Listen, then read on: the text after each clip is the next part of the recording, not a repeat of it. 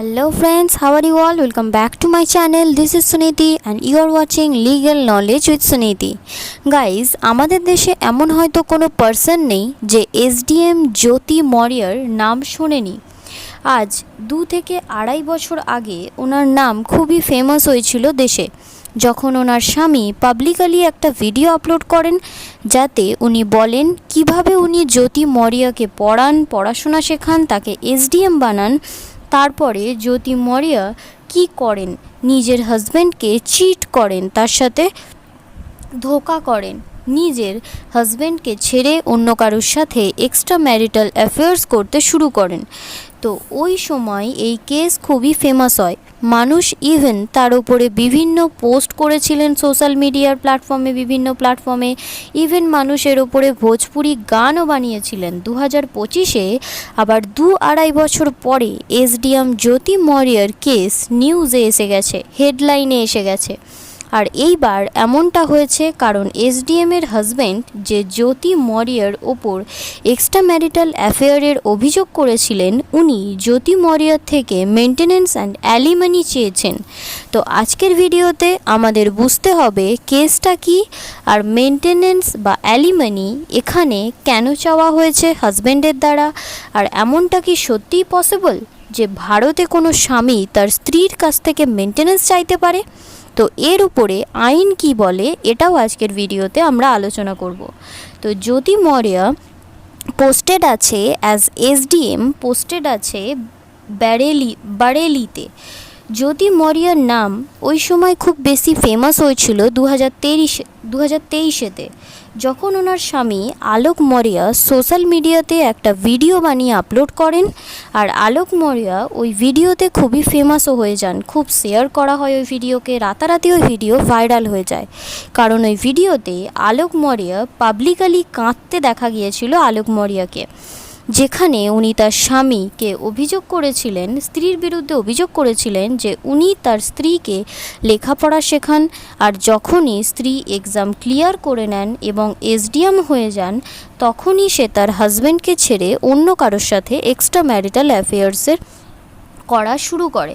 তো আলোক যে নিজে একজন স্যানিটাইজেশন ওয়ার্কারের কাজ করছিলেন, ওনার বক্তব্য ছিল যে আমি আমার স্ত্রীকে লেখাপড়ার সমস্ত পরিশ্রম টাকা লাগিয়ে দিয়েছিলাম, আর যখনই সে সরকারি অফিসার হয়ে গেল তখনই সে আমার ওপর চিট করা শুরু করলো। তো ওই সময় জ্যোতি মরিয়া বেওয়াফা আমার ওপর এই ধরনের বিভিন্ন সোশ্যাল মিডিয়াতে হ্যাশট্যাগ লাগিয়ে দেখতে পাওয়া যাচ্ছিল। আলোক মরিয়া ওনার ভিডিওতে এটাই দেখতে পাওয়া গেছিল। উনি বলছিলেন SDM হওয়ার জন্য আমি পুরোপুরি হেল্প করেছি, আর যখনই জ্যোতি সাকসেসফুল হলেন উনি তার স্বামীকে ছেড়ে দিলেন। তো আলোকের বক্তব্য ছিল জ্যোতি মরিয়া একজন মনীষ দুবে নামে ছেলের সাথে এক্সট্রা ম্যারিটাল অ্যাফেয়ার্সের রিলেশনশিপে এসে গেছে। আর আলোক মরিয়া হিসাবে জ্যোতি আর তার পার্টনারকে হোটেল থেকে বেরোতেও তিনি দেখেছেন। আর আলোক মরিয়া এটা অভিযোগ করেছিলেন যে জ্যোতি মরিয়া আর তার বয়ফ্রেন্ডকে প্রাণে মেরে দিতে চায়। আমার কাছে এই কথার প্রমাণও আছে, প্রমাণ করার জন্য হোয়াটসঅ্যাপের যে চ্যাট হয় সেটাও আছে। এছাড়াও আরও অনেক কথা এই কেসে উঠে এসেছিল, যেমন আলোক মরিয়া বলেন জ্যোতি মরিয়া ঘুষখোর, ঘুষ নেয়।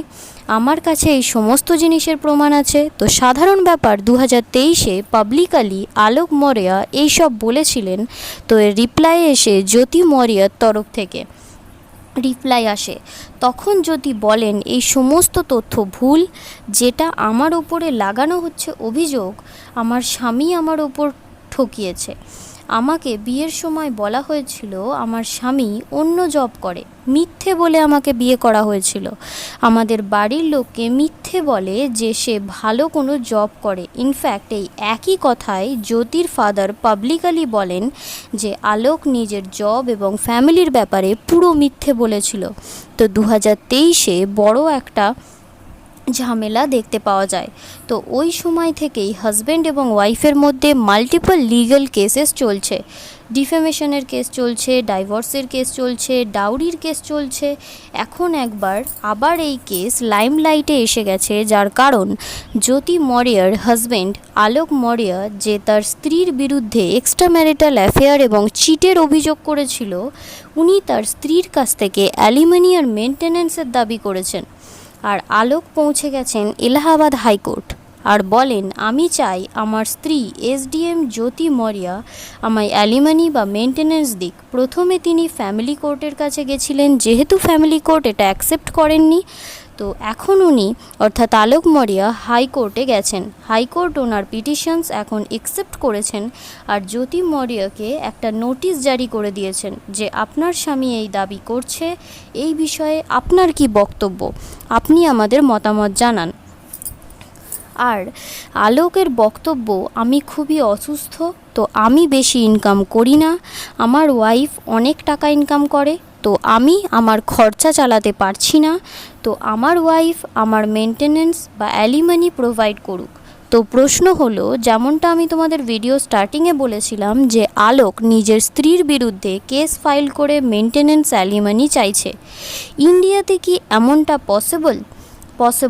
যদি তুমি হিন্দু ম্যারেজ অ্যাক্টের সেকশন 24 দেখো, তো সেকশন 24 বলে ইন্টারিম মেনটেন্যান্স মানে যখন হাজব্যান্ড বা ওয়াইফের মধ্যে কোনো কোর্ট কেস চলছে, যে কোনো কেস হতে পারে, ডাইভোর্স, জুডিশিয়াল সেপারেশন হোক, কেস চলতে চলতে তুমি কোর্টের খরচা ছাড়া অন্য খরচার জন্য ইন্টারিম মেনটেন্যান্স চাইতে পারো। ইন্টারিম মেনটেন্যান্স এর ডিমান্ড ওয়াইফ অ্যান্ড হাজব্যান্ড উভয়ই করতে পারে, নিজেকে সাপোর্ট করার জন্য, নিজের খরচা চালানোর জন্য বা কোর্ট কেসের খরচার জন্য। হাজব্যান্ড যদি টাকার প্রয়োজন হয়, ফাইন্যান্সিয়াল সাপোর্টের প্রয়োজন হয়, তো হাজব্যান্ড নিজের ওয়াইফের থেকে ইন্টারিম মেনটেন্যান্স চাওয়ার জন্য কেস ফাইল করতে পারে। Section 25 of Hindu marriage act এটাই বলে যে হাজব্যান্ডের কাছে পার্মানেন্ট মেনটেন্যান্স চাওয়ার রাইট আছে, মানে হাজব্যান্ড ওয়াইফ লিগ্যাল কেস শেষ হয়ে গেছে, কোর্ট কেসকে ডিসপোজ অফ করে ফেলেছে, যদি তারপরেও হাজব্যান্ডের কাছে প্রপার টাকা নেই নিজের খরচা চালানোর জন্য, তো হাজব্যান্ড এখানে ফাইন্যান্সিয়াল সাপোর্টের ডিমান্ড করতে পারে। দেখো, আইনে তো প্রপার রাইট আছে হাজব্যান্ডের কাছে, কিন্তু দেখতে হবে পার্টিকুলারলি এই কেসে এলাহাবাদ হাইকোর্ট কি আলোক মৌর্যকে মেনটেন্যান্স দেবে। তো এই ভিডিওতে এই পর্যন্তই, আশা করছি ভিডিওটা ইনফরমেটিভ লেগেছে। যদি ইনফরমেটিভ লেগে থাকে অবশ্যই একটা লাইক করো আর এই চ্যানেলটিকে সাবস্ক্রাইব করে পাশে থাকা বেল বাটনটা হিট করে রাখবে, তাহলে এই টপিক রিলেটেড নতুন কি আপডেট দিচ্ছে হাইকোর্ট, অবশ্যই সেই রিলেটেড ভিডিও আমি নিয়ে আসবো, তোমাদের কাছে নোটিফিকেশান পৌঁছে যাবে। বা অন্য কোনো টপিক রিলেটেড তোমাদের যদি কোনো রকম কোনো ডাউট বা কোয়ারিজ থেকে থাকে, অবশ্যই কমেন্ট বক্সে আমায় জানাতে পারো। I will get back to you. That's it for now, till then take care, see you in the next class, have a nice day.